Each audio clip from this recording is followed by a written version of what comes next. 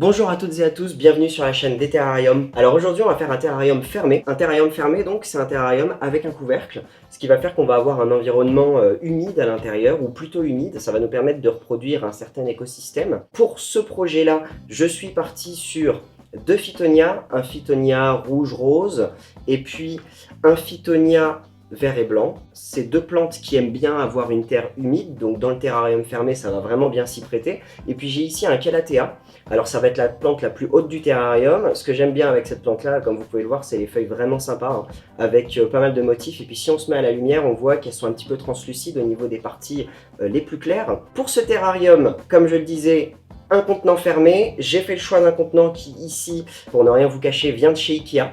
Donc ce contenant là, il doit faire à peu près 3 litres, 3 litres 5. On a quelque chose qui est vraiment sympa sur celui-ci, c'est que le bouchon n'est pas en liège. C'est un bouchon en verre, et ce qui va permettre aux plantes de venir capter la lumière par le dessus. Et ça va être vraiment sympa, parce que quand on a un bouchon en liège, souvent ce qui va se passer, c'est que les plantes, pour aller chercher la lumière, elles vont se courber. Alors c'est très important de bien choisir un contenant et des plantes qui sont cohérents, j'ai envie de dire. Alors pourquoi cohérents? Admettons que je décide de mettre donc 3 fougères. Ce qui va se passer avec 3 fougères, c'est que quand elles vont pousser, ça va devenir une vraie jungle, au point que une fougère va prendre le dessus sur l'autre en termes de lumière, et puis on n'aura plus de cohérence, tout va gonfler, grandir, et puis à la fin on verra plus rien, il va falloir retailler tout le temps. L'avantage ici avec les deux phytonias donc, et puis le calathea, c'est qu'on va avoir une plante haute qui va être plutôt centré au niveau de la composition, ça va nous permettre de lui laisser un peu d'espace. Et puis autour, on va mettre les deux phytonias, et puis on va venir mettre évidemment d'autres choses, on verra ça par la suite. Alors pour commencer, évidemment, hyper important, on va d'abord mettre une couche de pouzzolane au fond. La pouzzolane, ça va être le drainant, c'est-à-dire qu'un terrarium, pour que ça fonctionne correctement, notamment quand il est fermé, il est très important d'avoir un drainant.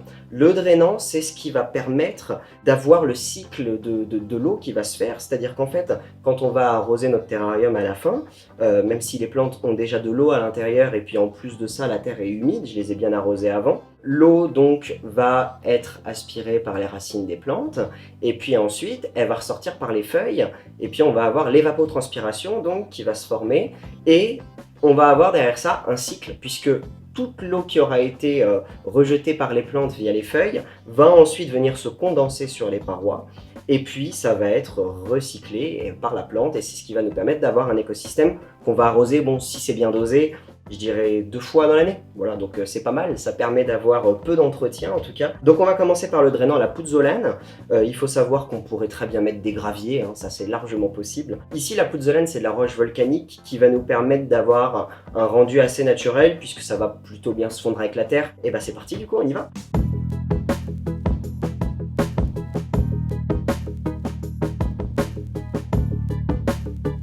On va mettre une couche d'environ 1 cm et demi, 2 cm peut-être.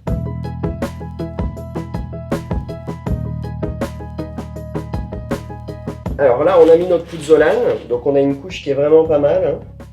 On a une couche qui est vraiment pas mal du tout, et puis voilà, ça prend pas trop d'espace. Alors maintenant que c'est prêt, moi ce que j'aime bien faire, on n'est pas obligé de le faire, c'est vrai, j'aime bien mettre de la moustiquaire. Alors la moustiquaire, pourquoi j'aime bien en mettre? Parce qu'en fait, ce que je vais faire entre la pouzzolane et la terre, je vais mettre un petit peu de charbon, du charbon actif. Donc moi j'achète ça au rayon aquariophilie, hein. Donc ça se trouve sous différentes formes. D'ailleurs, moi ici, dans cette barquette là, j'ai 2 formes différentes de charbon. Donc, je vais avoir vraiment des petites pierres. Bah, c'est sûr, on verra pas à la caméra, mais j'ai des petites pierres, et puis j'ai des morceaux qui ressemblent plutôt à des copeaux, qui font plusieurs millimètres de long. Ça revient totalement au même. J'utilise les deux, et là c'était la barquette où j'ai mélangé les deux restes. Pourquoi j'en utilise? On n'est pas obligé, comme je le disais, ça va quand même permettre d'assainir l'eau. Donc l'eau qu'on va mettre dedans, évidemment, on évite l'eau du robinet, sinon on la laisse au moins reposer pendant 24 heures dans un seau, hein, pour que tout le chlore puisse s'évaporer. Le charbon actif va me permettre d'assainir cette eau, et puis d'éviter également d'avoir des odeurs dans le terrarium qui vont se développer. Alors là, moi ce que je vais faire, c'est que je vais étaler un petit peu ma moustiquaire. Tac. Voilà, alors j'aurais pu au préalable couper un bout un peu moins grand, hein. Là j'ai sorti tout le pot.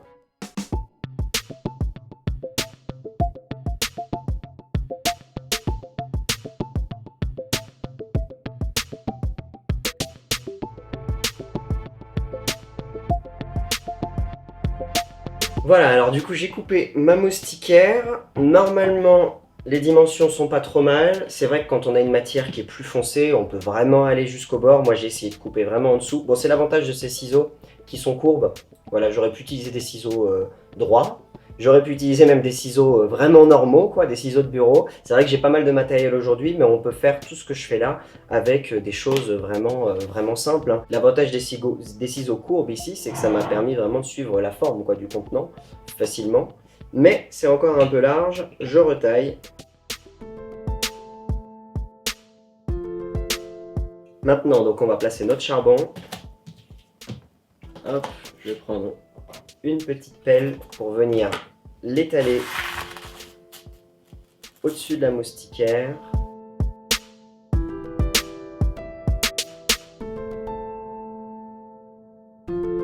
Maintenant que ça c'est bon, on va placer notre terre par-dessus ça. Alors on va mettre une couche de quelques centimètres. Il faudrait, voilà, à peu près ça, quoi. Je dirais à peu près ça pour que les plantes elles puissent avoir quand même de la terre dans laquelle se développer. Pour la terre, j'utilise pas du simple terreau pour plantes d'intérieur. Ça marche très bien, hein. Ça marche vraiment très bien. Je fais plutôt une terre tropicale. Je mélange finalement du terreau pour plantes d'intérieur. Je mélange aussi de l'écorce de pin. Et puis je mets de la sphaigne sèche, humide. Donc, et puis un peu de sable. Et tout ça, ça va me permettre d'avoir un mélange assez aéré. Alors pour faire mon substrat, je vais utiliser une simple bassine, hein. Ça fera très bien l'affaire. Donc je vais commencer par le terreau pour plantes d'intérieur.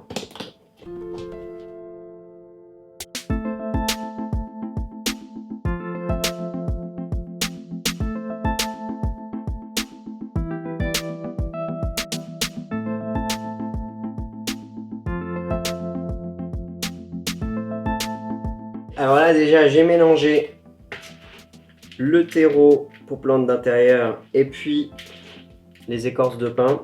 Alors d'autres types d'écorces fonctionnent très bien, mais c'est vrai que l'écorce de pin, je trouve ça pas mal vis-à-vis du calibre que j'ai trouvé. Et puis esthétiquement, c'est vrai que c'est assez joli quand on voit les morceaux, donc ça me plaît bien.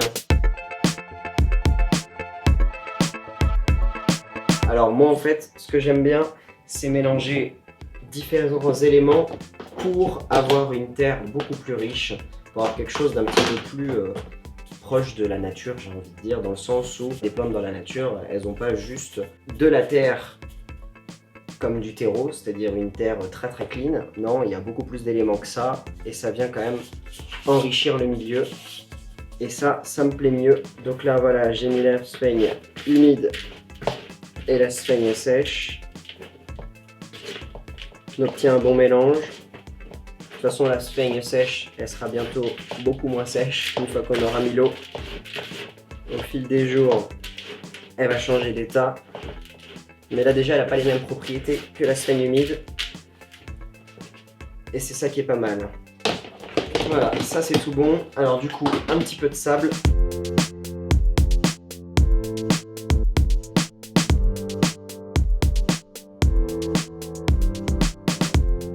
Alors mon mélange est prêt, voilà, c'est quelque chose d'assez riche.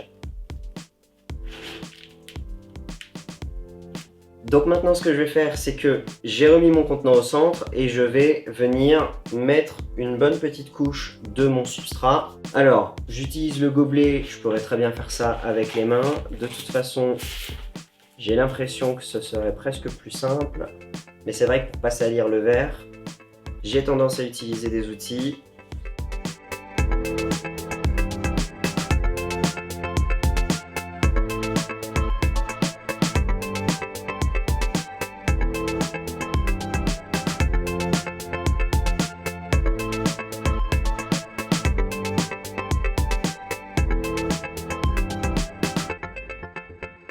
Donc là, j'ai une couche de terre qui me paraît vraiment pas mal, hein. On a le choix à ce moment-là entre deux choses. Soit on fait le hardscape, donc tout ce qui va être non vivant, les roches, le bois, etc. Soit on place les plantes et puis en fonction on compose autour de ça. J'ai quand même envie de placer quelques cailloux. Alors là, j'ai deux sortes différentes. En l'occurrence ici, je voulais quelque chose d'assez lisse, mais avec un petit peu de motif quand même si on regarde bien. Alors faut vraiment pas hésiter à utiliser différentes tailles d'éléments. Donc là en l'occurrence j'ai utilisé que de la pierre, j'ai pas trop envie d'utiliser de bois parce que le contenant est pas très grand. Je vais quand même commencer à placer donc des éléments. Et puis il faut pas hésiter à regarder dans tous les sens, à revenir en arrière, à tester, recommencer.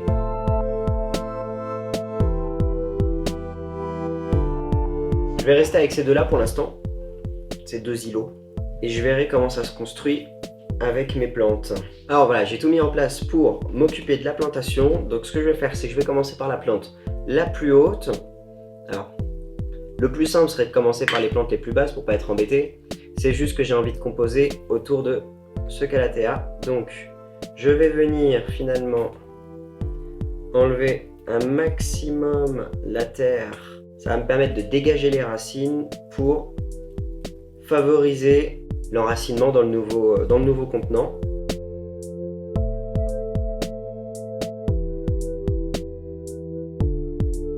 Alors voilà, j'ai dégagé les racines. Donc ce que je vais faire, c'est que je vais planter.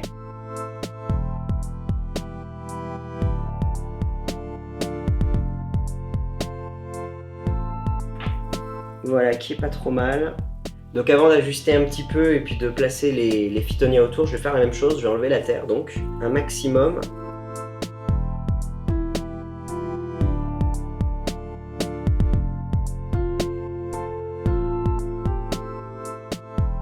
Voilà, alors je vais mettre un premier phytonia devant.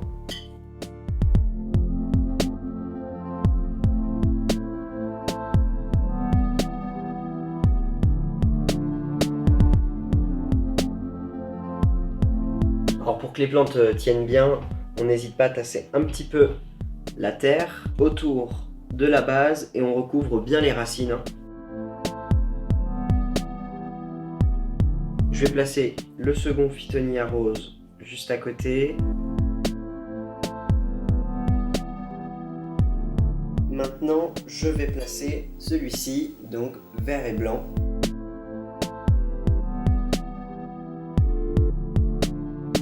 Voilà, donc là mes trois plantes sont en place. Il reste de la place, c'est tant mieux et c'est fait exprès donc, puisque maintenant ce que je vais faire c'est que je vais venir placer des mousses, c'est parti. Alors voilà, maintenant que j'ai fait un petit peu d'espace, donc je vais m'occuper des mousses. Donc les mousses, elles vont avoir finalement plusieurs propriétés. La première, tout simplement, ça va être esthétique évidemment, ça va permettre d'enrichir encore ce petit paysage. Et puis ça va avoir une propriété vraiment intéressante pour le terrarium, c'est que la mousse a une capacité vraiment importante à retenir l'eau. Donc en l'occurrence ici j'ai de la très belle mousse boule et puis j'ai aussi de la mousse plate cette fois, vraiment bien différente de celle à côté. Je vous conseille d'acheter les mousses en jardinerie ou chez votre fleuriste préféré. Normalement on n'a pas le droit de ramasser n'importe quoi dans la nature. Il y a évidemment des règles. Si on veut vraiment faire de belles choses, déjà là, on a des morceaux de mousse qu'on ne trouverait pas n'importe où. Là, en l'occurrence, j'ai un bout vraiment sympa. Ici, je peux venir récupérer un premier morceau. Elle est un petit peu trop épaisse quand même. Donc ce que je vais faire après, c'est que je vais la couper un petit peu.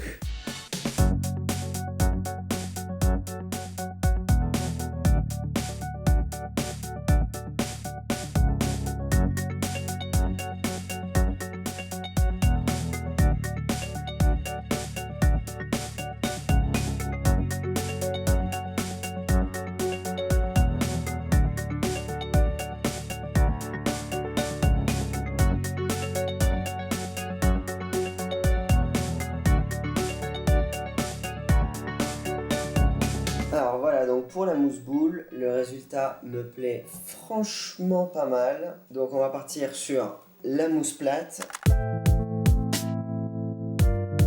Je vais découper vraiment des morceaux tout petits qui vont me permettre après de pouvoir les placer dans des interstices. Et puis je vais aller glisser ça en dessous de mon phytonia par ici. Alors le but n'est pas d'aller obstruer tous les endroits où la terre est accessible, quoi qu'on pourrait, on pourrait mettre des graviers, on pourrait vraiment mettre à peu près tout ce qu'on veut. J'ai pas mal de choses sous la main, mais je trouve qu'il y a déjà pas mal d'éléments. Alors voilà, donc j'ai fini avec les mousses. Je vais replacer quelques petites pierres.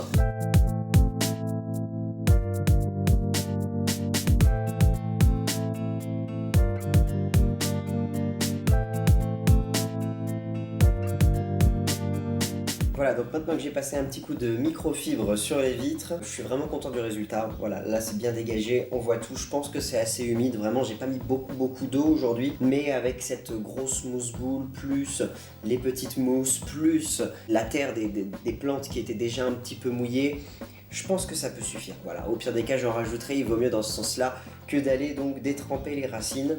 Alors, on va essayer avec le couvercle que j'ai nettoyé au préalable pour éviter la poussière, et voilà. Et bien voilà, on est arrivé au terme de cette première vidéo, donc j'espère que ça vous a plu, j'espère que le terrarium vous plaît. En tout cas, si cette vidéo vous a plu, n'hésitez pas donc à mettre un pouce en l'air, et puis à partager, à vous abonner évidemment, et puis à en parler autour de vous. Voilà, ça peut toujours rendre service à des personnes qui seraient intéressées par les terrariums, et puis ça rendra service évidemment à cette chaîne. Merci à tous, et puis à la prochaine.